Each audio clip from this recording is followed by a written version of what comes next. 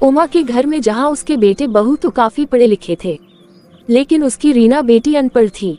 ऐसे ही एक दिन, भाभी जरा देखना किस चीज का कुरियर आया है। माफ करना दीदी, आप देख रही है ना कि मैं अभी थकी हुई हूँ और मैं अभी आराम कर रही हूँ। मैं अभी कोई कुरियर नहीं पढ़ पाऊंगी। ठीक है, जब आपका दिल करे तब आप ये कुरियर देख लेना। वैसे भी आपके ही नाम का आया है। क्या मेरे नाम का कुरियर आया है? अपने नाम का कुरियर सुनकर रीना जल्दी से उठती है। तभी उसे याद आता है कि उसकी नंद तो अनपढ़ है। फिर उसको ये कैसे पता चला कि कुरियर नैना के नाम का है? दीदी, आप तो अनपढ़ हो ना, फिर आपको कैसे पता चला कि ये कुरियर मेरे नाम का है? अरे भाभी, डाक वाले ने बताया, तभी तो इसे मैं सीधा तुम्हारे कमरे में लेकर आई।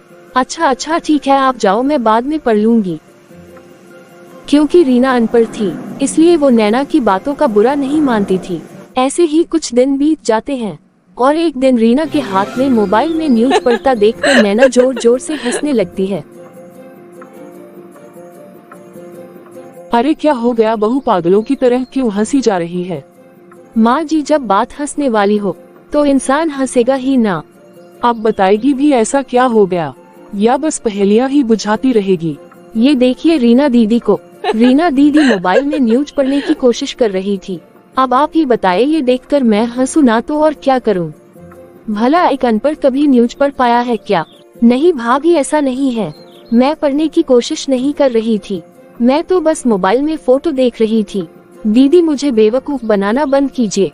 मैं बेवकूफ नहीं हूँ, मैंने खुद देखा था आपको। आप न्यूज पढ़ने की कोशिश कर रही थी। अरे अगर आपको पढ़ाई करने का इतना ही शौक था तो बचपन में स्कूल जाना था ना और मेहनत करनी थी। अपने भाई को देखा है आपने कि वो कितना पढ़े लिखे हैं और वो इतनी बड़ी कंपनी में काम करते हैं।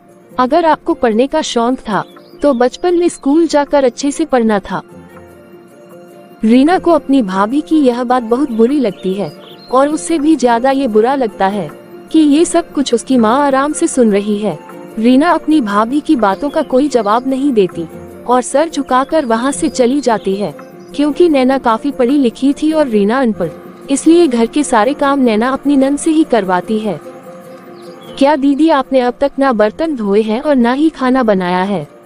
आखिर पूरा दिन आप कर क्या रही थी? भाभी चिंता ना करो, मैं अभी सारे बर्तन धो देती हूँ। मुझे तो समझ में नहीं आता कि आपका क्या होगा और कैसे होगी आपकी शादी।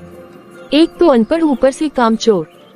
अगर पढ़ी लिखी होती और चाहे आपको कुछ भी नहीं आता तो भी आपकी शादी तो हो ही जाती। देखिए, मेरी बात ना कान खोलकर सुन लीजिए। आप अनपढ़ है, इसलिए आपको घर के काम आने बहुत जरूरी है। अगर आपने घर के काम नहीं किए तो कोई लड़का आपसे शादी नहीं करने वाला, समझी दीदी? जानती हूँ भाभी। दीदी, अगर आप जानती होती तो काम चोरी करना छोड़ देती। चलो काम पर लग जाओ फटाफट। इतना बोलकर नैना अपने कमरे में चली जाती है और अपनी भाभी का ऐसा बर्ताव देखकर रीना की आंखों में आंसू आ जाते हैं, पर वो बिना कुछ बोले चुपचाप काम करने लगती है। अब इसी तरह से कुछ दिन बीत जाते हैं और नैना से मिलने उसकी दोस्त कामना उसके घर आती है। अरे कामना, तू इतने दिनों बाद यहाँ आ ही गई, आखिर तुझे मेरी याद? मुझे तेरी याद तो रोज ही आती है, पर क्या करूँ, ससुराल वाले घर से निकलने ही नहीं देते। आज बड़ी मुश्किल से समय निकाल कर आ पाई। अब बता, तू हमारे ही मोहल्ले में रहती है, फिर भी हम दोनों एक दूसरे से मिल नहीं पाते। वही तो यार, शादी के बाद तो पूरी लाइफ ही चेंज हो जाती है। अच्छा, तू अब आराम से बैठ, मैं अपनी गवार नंद को तेरे लिए चाय बनाने के लिए कह देती हूँ। अरे नैना, तू अपनी नंद के सामने ही उसे गवार कह रही है? तेरी सास और नंद तुझे कुछ कहते नहीं क्या? भला मुझे कोई कुछ क्यों बोलेगा? इस घर में मैं सबसे ज्यादा पढ़ी लिखी हूँ अपने पति के बाद, और वैसे भी गवार को गवार ना कहे तो और क्या कहे। मेरी नंद अंगूठा चाप है, उसे तो अपना नाम तक लिखना नहीं आता। क्यों, आज के जमाने में भी कोई अंगूठा छाप और अनपढ़ हो सकता है क्या? मुझे तो विश्वास ही नहीं हो रहा। तू अपनी इस अनपढ़ नंद को इतना झेलती कैसे है? क्या करूँ यार, झेलना पड़ता है। और दीदी, आप वहाँ खड़ी होकर हमारी बातें क्या सुन रही हो? जब तक बोलूंगी नहीं तब तक आप घर आए मेहमान के लिए पानी भी नहीं लाएंगी क्या? नहीं भाभी, अभी लाती हूँ। फिर रीना, कामना और अपनी भाभी के लिए चाय नाश्ता लेने के लिए किचन में जाती है। रीना के जाते ही उसकी भाभी उसकी भर भर कर बुराइयां करने लगती है, जिसे रीना सुन लेती है उसे यह बात बहुत बुरी लगती है, इसलिए वो सारी बात अपनी माँ को बता देती है। क्या रीना बेटा छोटी छोटी बातों पर रोने लगती है? अरे वो भाभी है तेरी, और वो कभी गलत थोड़ी ना कहती है। अब तू अनपढ़ है तो तुझे अनपढ़ ही कहेगी ना, अगर पढ़ी लिखी होती तो ऐसा कुछ थोड़ी ना कह पाती। माँ आप ऐसी बातें कैसे कर सकती हो, मैं भी तो आपकी बेटी हूँ। आप जानती हो ना कि मैं पढ़ाई क्यों नहीं कर पाई। इतना बोलकर रोते हुए रीना वहाँ से चली जाती है। समय के साथ नैना रीना के अनपढ़ होने का और भी ज्यादा मजाक बनाने लगती है। अब जब भी कोई घर में आता तो वो अपनी नंद को नीचा दिखाने में कोई कसर ना छोड़ती। यही दिक्कत होती है आप जैसे अंगूठा छाप लोगों की। अरे इन्हें कोई भी बात कितनी ही अच्छे से क्यों ना समझा दे, पर बेवकूफ लोगों के भेजे में कुछ घुसता ही नहीं। अब इसी तरह से नैना आए दिन अपनी नंद को परेशान करती और रीना की माँ भी कुछ ना कहती। ऐसे ही कुछ दिन बीत जाते हैं और एक दिन कुछ लड़के वाले रीना को देखने आते हैं, जहाँ लड़का रीना से इंग्लिश में कुछ सवाल करता है।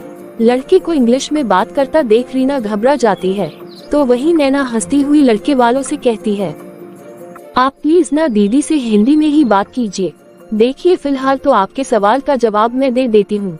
मेरी नंद अंगूठा छाप है, उन्होंने कभी पढ़ाई करी ही नहीं, शायद उन्हें कभी पढ़ाई में इंटरेस्ट ही नहीं रहा, तभी तो आज के जमाने में भी वो अंगूठा छाप है। क्या तुम्हारी नंद अनपढ़ है? अरे हमें पहले ही बता देते कि लड़की पढ़ी लिखी नहीं है, तो हम यहाँ आकर अपना टाइम खराब ना करते। चल बेटा चल यहाँ से। ये सब देखकर रीना रोने लगती है, उसकी आंखों से आंसू रुकने का नाम नहीं लेते। तभी वहाँ रतन आ जाता है और सब कुछ अपनी आंखों से देख और सुन लेता है। अरे रतन आप आ गए, आप बिल्कुल सही मौके पर आए हैं। देखिए ना अनपढ़ होने की वजह से फिर से दीदी का रिश्ता टूट गया।